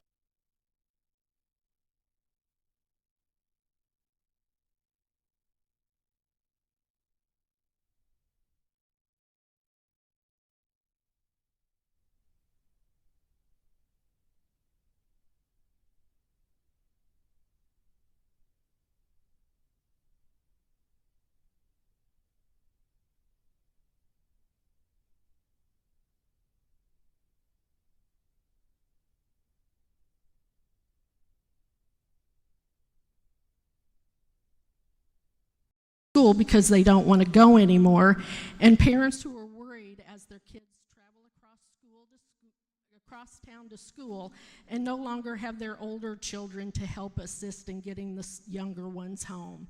And to those students whose mental health can't handle being in such large environments, and that there are so many kids that nobody will notice.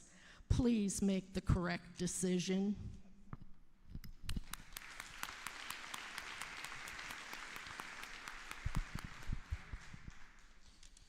My name is Travis Smith. I live at 1908 Blackwell Road. And first, I'd like to thank everybody in the community for coming out and making their voices heard, but especially the kids, all the kids, especially kids from Lafayette. I'm a proud graduate of Lafayette, and I know what it means. Let me tell you something. I know there's that old saying about it doesn't matter how big the dog is in the fight, it's how big the fight is in the dog. Well, you haven't seen nothing until you see the fight in the Irish. That's all I can tell you. So, last night eating supper, my son, who's a junior at Lafayette, he said, "Dad, my friends, they all think they're going to close their school." And I said, "Bud, I don't know." And he says, "Dad, will you please do something to make sure they don't close my school?" I don't know what else to do other than to stand in front of you guys and ask you, how many more people have to come up here and pour their hearts out to you? How many more tears have to be shed in front of you guys? What's it going to take for you to understand the community doesn't want it? The kids don't want it. Most importantly, the kids. You guys really have, like I said last week, an opportunity to do something very special. You have the opportunity to be known as that school district that saved your community, not ruining it. And I don't even know how, after watching and hearing everybody come up here with their testimonials to you about leaving the schools open, I don't even know how you could vote to shut the school down. How? How could you do that and then even expect to be able to show your face in the community? I'm dumbfounded. I mean, I don't even know what else to say that everybody else hasn't said all night for the last 3 weeks that I've been at these things. Just please. Plan E, it's the only way to go. Stop. This will haunt you. This will haunt you forever. This is a decision that also impacts you. There are some of you that have further dreams of going on with a political career and things. You think you're actually going to get a vote from somebody in this community after you tear it apart? Get real. Just please, I'm asking you, from a parent who's dealing with a child who's had the mental stress of wondering if he's going to be able to finish his senior year at a high school, stop it. You know, I'm not standing here threatening you, but you guys are sure threatening these kids in this community. And that is wrong. We spoke. The answer is no. Leave the 3 schools and just stop. Just stop this. That's your time. Thank you.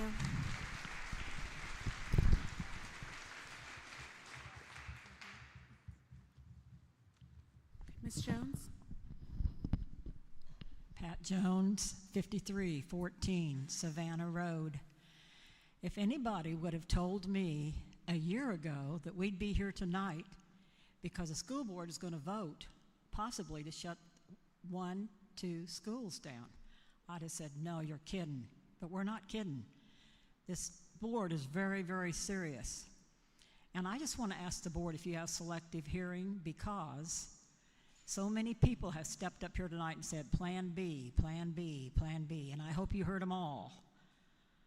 Because when I first heard about all this and read about it, I wasn't for any of the plans, but I am for Plan B. And as you look out here tonight, you see a lot of us white-headed people. The seniors in this city are for Plan B. And as I look at the board, I see several of you who are Lafayette alumni. That has nothing to do with this tonight. This has to do with our youngsters. And by youngsters, I'm looking at all of you right here. You're our next group of mom and dads at Lafayette High School, Central High School, and Benton High School. And I'm not going to repeat what's been repeated here time after time tonight. I'm just asking this board to take into consideration Plan B. Thank you for your time.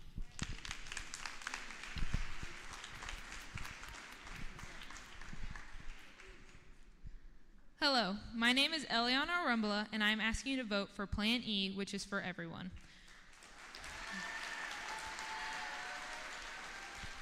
First thing I would like to say is there does not need to be a decision made today to close an entire school. You can never undo closing one of these schools and taking away such a huge part of people's lives. I'm a senior and am student body president at Benton High School, and I spend close to 60 hours at Benton High School every single week, whether it's studying, shooting in the gym, or just sitting in my mom's classroom thinking. I could never imagine being taken out of the school I have laughed many laughs in, but also cried many tears in.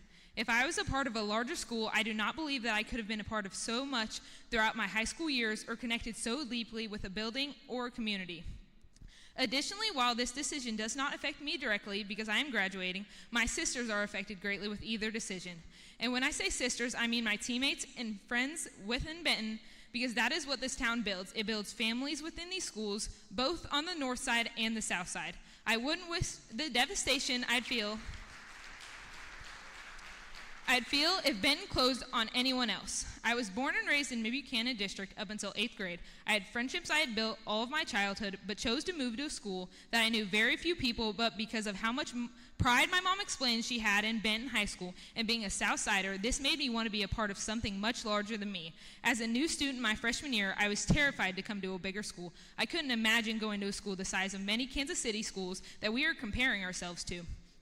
In ending last year, when all this was discussed, closing and combining, Hyde had their annual carnival on April 10th.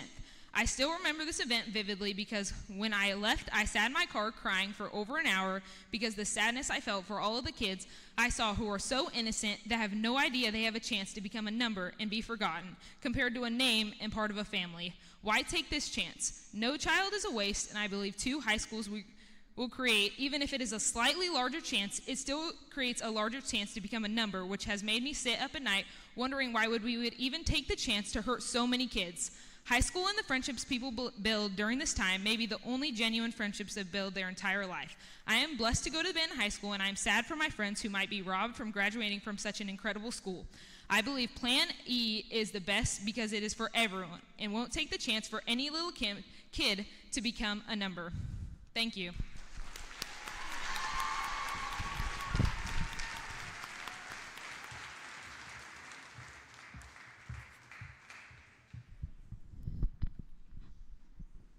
I'm number 43, Lori Brown. I live on South 14th Street. And I think most of you have seen me here before. This is my 3rd time. Tonight I have a different sickness and disgust in my stomach. 3rd time of coming. First time I was number 27. Second time I was number 33. And now I'm number 43. The disgust in my stomach comes from the district to start with, that you have brought this on the community yourselves. From bad decisions, you've stressed our teachers, our kids, and you have put forth a plan that talks about moving thousands of kids and then disrupting all kids' lives.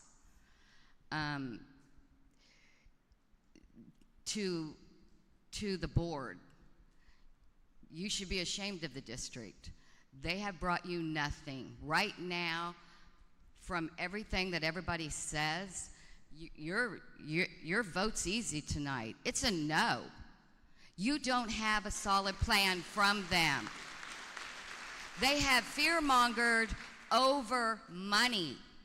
The only responsibility to the board right now is to find out where the missing money is. We don't need schools closed. The money's there. Find out. That's your responsibility, not closing schools. It's disgusting that they didn't even bring you a plan that anybody supports. The community brought you a plan based on their numbers from what they say. They can't even tell you a dollar amount of what it's going to cost to get thousands of kids from anywhere in this town. You can't do it. You don't have enough teachers. You don't have enough counselors now. Do you know how many counselors are going to be needed? You have no idea. It's sad. And it all goes back to political reasons, not the kids. Nobody thinks about these kids in any of these decisions. There's nothing that supports the kids and the scores. All you talk about is the money, and you have to make these decisions, and that's not true. I'm sorry, it's not. And we all know it. And if you can't tell me that you have one thing that they've given you that would make you vote yes. And I'm not here anybody's friend. I don't have kids in the district. But if there's anything other than a no vote, you're in bed with the district. And that's your time. That's simple.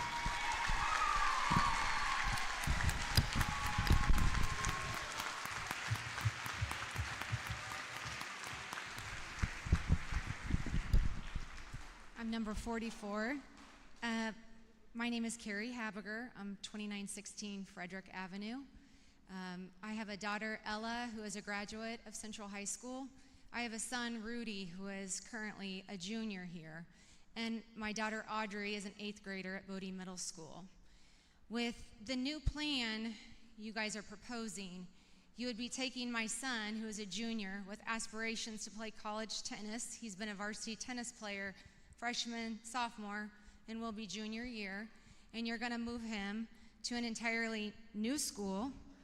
Under this new plan, in his senior year, he'd be in an entirely different athletic conference, separated from the team and coaches he's trained with for years.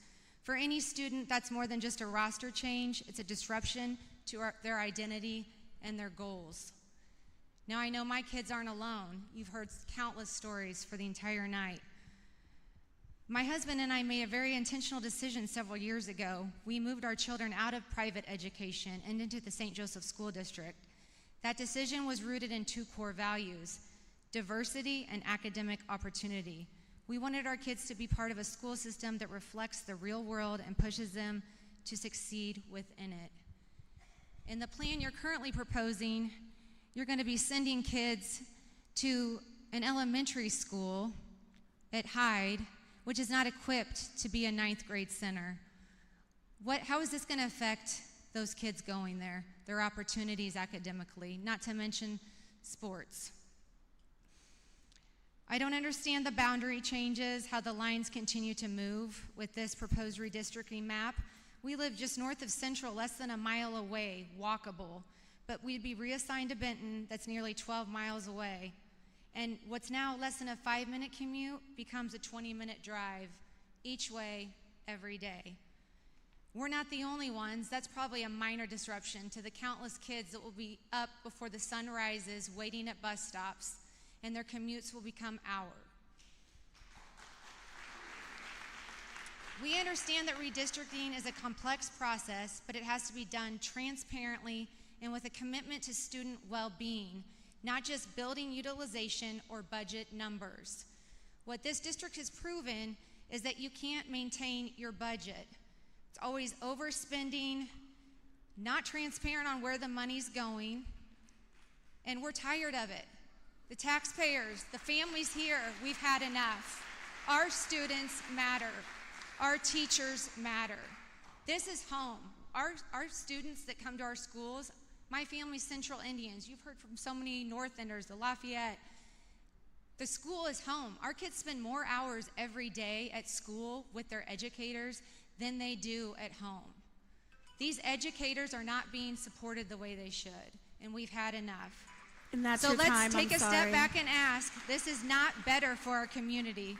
From where I stand, it doesn't feel better for my kids, And that's your I know time. I'm not sorry. alone. Thank you. Thank you.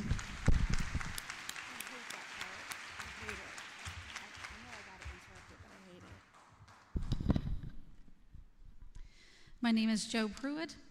I am a K-12 graduate of St. Joe School District Central Class of 1991. I'm also a mother of a teacher and a homeowner in this district for over 30 years. I'd like to thank Robert Hedgecorth and his transparency in our financial health. All things were recognized quickly and communicated immediately to the admin, the Board of Education, and the stakeholders.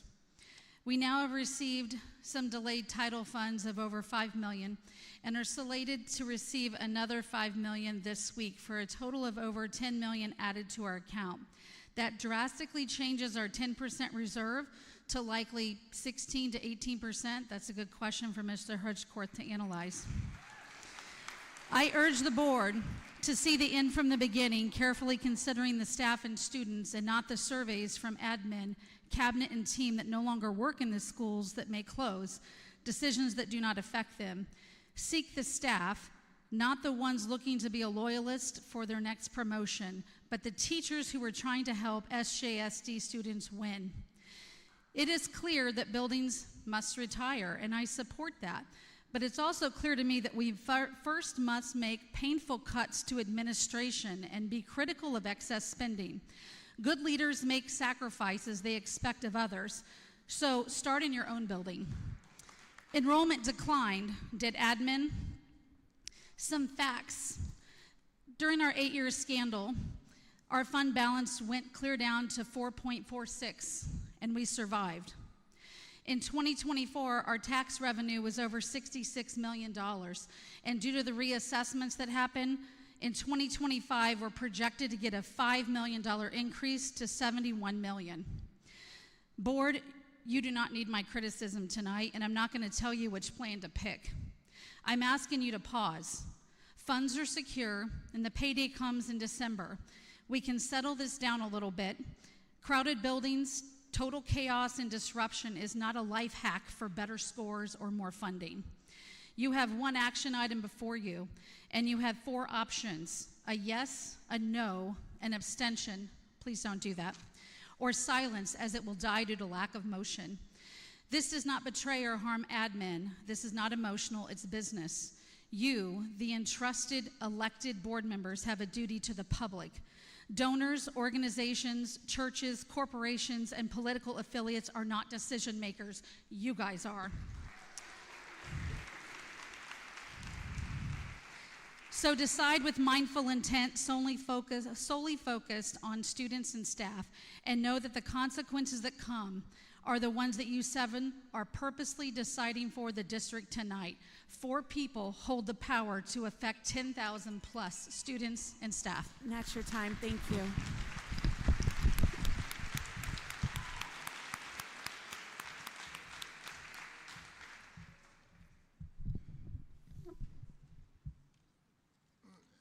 Hello, my name's Kenneth the Reader. And like I did the first 2 times, I want to thank all of you. You are the most important people in this room. I want to thank you again for coming here. Thanks. Keep up the good work. We aren't going to lose this battle. And wow, after all this, boy, I wish I had a good joke. And I also realized that the only thing standing between us, a cold one, and the Kansas City Chiefs game. I don't get it though. Why all of this to beg 4 people to do the right thing? You know what's wrong with this? Like I said every time, none of us, you parents, you taxpayers, you voters, you don't get to vote on this one. But yet, in the last 10 years, we've voted 4 times overwhelmingly no, no, no. Do you guys remember the American Family mega school debacle? Yes. Somebody keeps wondering why they haven't put a value on the disruption to all these lives, because they can't. It's life-altering, the damage it's going to do to the psyche for everybody in this town for the next 2 generations. I want to display another thing that most people aren't aware of, all the people, different people pushing this from behind, pushing these folks. Mosaic and the chamber are likely things, but do you guys realize a few weeks ago our city council and mayor voted unanimously to do whatever they decided to do? Whether it's 2 or 7, they didn't care. They didn't want to weigh in. And by the way, I'm still needing a few signatures for a petition to run for mayor at the end of the meeting. Thank you. I want to know also, when has a student been educated with a longer bus ride? Trying to figure out how that works. What does 2 schools do? 1/3, 1, 2, 3, out, 1, 2, 3, out. It gives 1/3 less of our students in this town the opportunity to be in band, to be in theater, to maybe do sports. 1/3 less for the craziness of going with Plan 2 or 7 or however many they're going to come up with.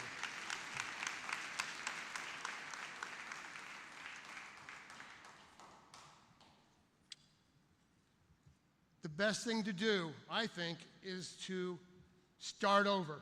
Scrap this thing. Let's go back to educating the kids, which is what the administration is supposed to be doing.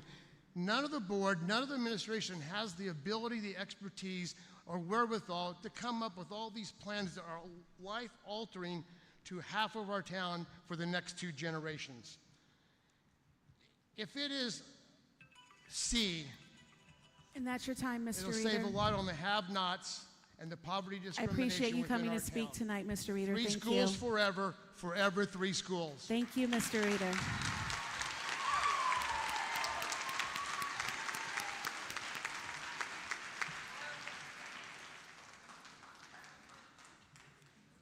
Okay, members of the Board of Education, is there a motion to adjourn this meeting? Thank you. Whitney, is there a second?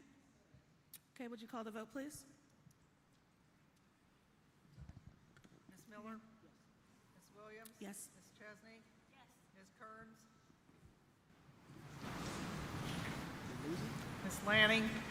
Yes. Mr. Moore? Yes. Mr. Richmond? Yes. This meeting is adjourned, and we will open back up in